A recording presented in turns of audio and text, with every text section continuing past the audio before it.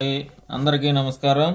ఈరోజు మనం ఈ వీడియోలో గ్రామ వార్డు సచివాలయ ఉద్యోగుల రేషనలైజేషన్ ప్రక్రియ మరియు ప్రమోషన్ ఛానల్ ఏర్పాటు మరియు గ్రామ వార్డు సచివాలయ ఉద్యోగుల బదిలీల గురించి ప్రస్తుతం ఉన్న సమాచారాన్ని ఈ వీడియోలో చూద్దాం। ముందుగా మా ఛానల్ను ఇంకా సబ్స్క్రైబ్ చేయని వారు ఈ వీడియో క్రింద ఉన్న సబ్స్క్రైబ్ బటన్ క్లిక్ చేసి సబ్స్క్రైబ్ చేయగలరు మరియు ఈ వీడియోను లైక్ మరియు షేర్ చేయగలరు। ఇక ఈరోజు ఈ వీడియోలోకి వెళితే గ్రామ వార్డు సచివాలయ ఉద్యోగుల రేషనలైజేషన్కి సంబంధించి జనరల్ పర్పస్ కేటగిరీ పోస్టులు అయినటువంటి పంచాయతీ సెక్రటరీ గ్రేడ్ 1 నుంచి 5 మరియు డిజిటల్ అసిస్టెంట్, అదేవిధంగా వెల్ఫేర్ అండ్ ఎడ్యుకేషన్ అసిస్టెంట్, మహిళా పోలీస్ మరియు అదేవిధంగా వార్డు సచివాలయాల్లో ward administrative secretary, ward welfare and development secretary, ward education and data processing secretary, ward women protection సెక్రటరీల పోస్టులకు సంబంధించి రేషనలైజేషన్ తర్వాత ఏ పోస్టు ఏ సచివాలయంలో ఉంటుంది అనే వివరాలతో GOMS నంబర్ 3 డేటెడ్ 10/4/2025 విడుదల చేశారు। ఆ తర్వాత బదిలీలు చేపట్టిన తర్వాత ఏ సచివాలయంలో ఏ ఉద్యోగి ఉంటారు అనే విషయం తెలుస్తుంది। దీనితో వీరి రేషనలైజేషన్ పూర్తి అవుతుంది। ఇక మిగిలిన ఉద్యోగులను ప్రతి సచివాలయానికి ఒకరిని యాస్పిరేషనల్ సెక్రటరీగా కేటాయిస్తారు అని తెలియజేశారు। కాబట్టి అయితే ప్రమోషన్లు మరియు డిప్యుటేషన్పై వివిధ డిపార్ట్మెంట్లకు ఉద్యోగులను కేటాయించిన తర్వాత మరియు స్వర్ణాంధ్ర @2047కు సంబంధించిన వర్కులకు కేటాయించిన తర్వాత మిగిలి ఉండే అవకాశం ఉండదు। కాబట్టి ఈ ప్రక్రియ మొత్తం పూర్తయిన తర్వాత ఉద్యోగులు మిగిలి ఉండకపోతే ఉన్న ఉద్యోగుల్లోనే ఒకరికి ఈ యాస్పిరేషన్లకి సంబంధించిన బాధ్యతలు అప్పగించే అవకాశం ఉంది। ఇక స్పెసిఫిక్ పర్పస్ ఫంక్షనల్ అయిన village revenue officer, ANM, village surveyor, engineering assistant, agriculture, horticulture, sericulture assistant, అదేవిధంగా వెటర్నరీ లేదా ఫిషరీస్ అసిస్టెంట్, ఎనర్జీ అసిస్టెంట్ మరియు ward revenue secretary, ward health secretary, ward planning and regulation secretary, ward amenities secretary, ward sanitation and environment secretary, ward energy secretary పోస్టులను rationalization ప్రక్రియ కూడా దాదాపు పూర్తయినది। వీరిలో agriculture లేదా horticulture లేదా సెరికల్చర్ అసిస్టెంట్లు మరియు ఎనర్జీ సెక్రటరీల పోస్టుల రేషనలైజేషన్ వారి డిపార్ట్మెంట్ల దగ్గర నుంచి GSWS గ్రామ సచివాలయం వార్డు సచివాలయ డిపార్ట్మెంట్ వారి ద్వారా ప్రభుత్వానికి పంపించారు। ఈ పోస్టులు కూడా క్లస్టర్ ప్రకారం కేటాయించి ఆదేశాలు ఇవ్వవలసి ఉన్నది। తర్వాత బదిలీలు నిర్వహించి ఉద్యోగుల కేటాయింపు పూర్తి చేస్తారు।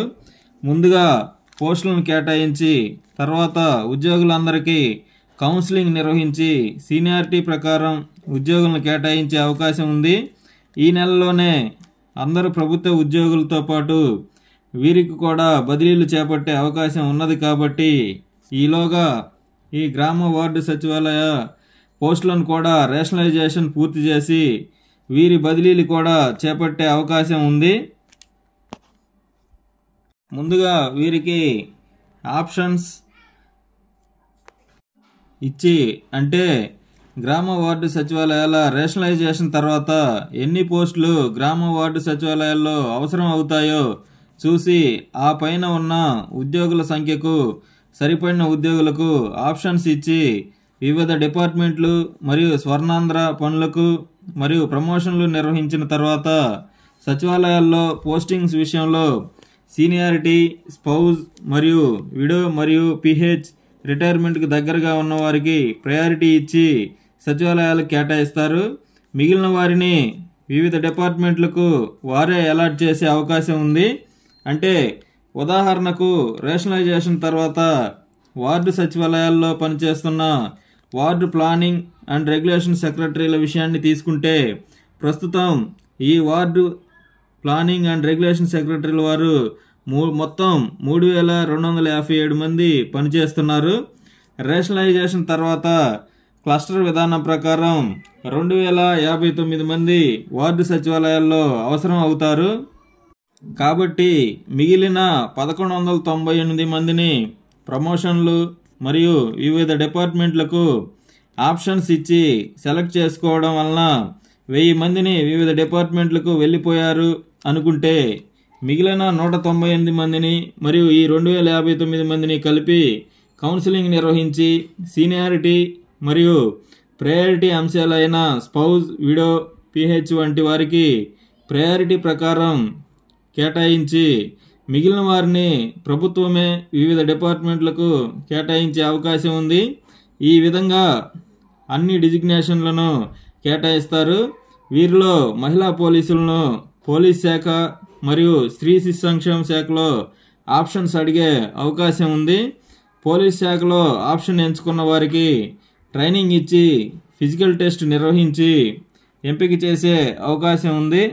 ఎందుకంటే ఫిజికల్ టెస్ట్ నిర్వహించకపోతే న్యాయపరమైన చిక్కులు వచ్చే అవకాశం ఉంది. కాబట్టి వీరికి ట్రైనింగ్ ఇచ్చి ఫిజికల్ టెస్ట్ నిర్వహించే అవకాశం ఉంది.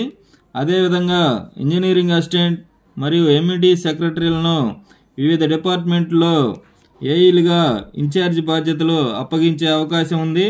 ఇక ప్రమోషన్ ఛానల్ విషయానికి వస్తే గ్రామ వార్డు సచివాలయ ఉద్యోగుల ప్రమోషన్ ఛానల్కు సంబంధించిన ప్రతిపాదనలు వారి వారి లైన్ డిపార్ట్మెంట్ల వారి ద్వారా ప్రభుత్వానికి చేరినవి అని సమాచారం.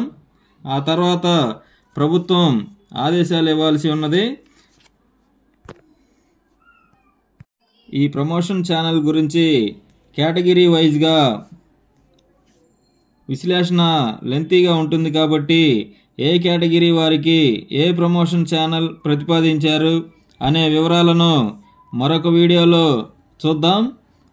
ఈ వీడియోను లైక్ మరియు షేర్ చేసి మా ఛానల్ను సబ్స్క్రైబ్ చేయగలరు. Thanks for watching. Thanks to everyone.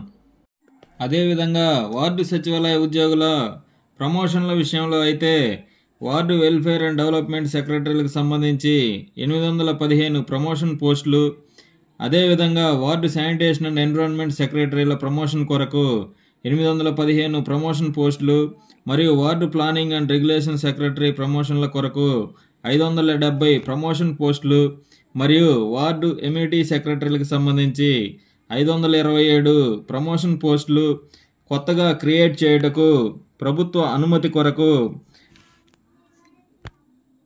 పంపినట్లు సమాచారం. ఈ వివరాలు కూడా వచ్చిన తర్వాత మరో వీడియోలో వీటి గురించి చూద్దాం. Thanks for watching.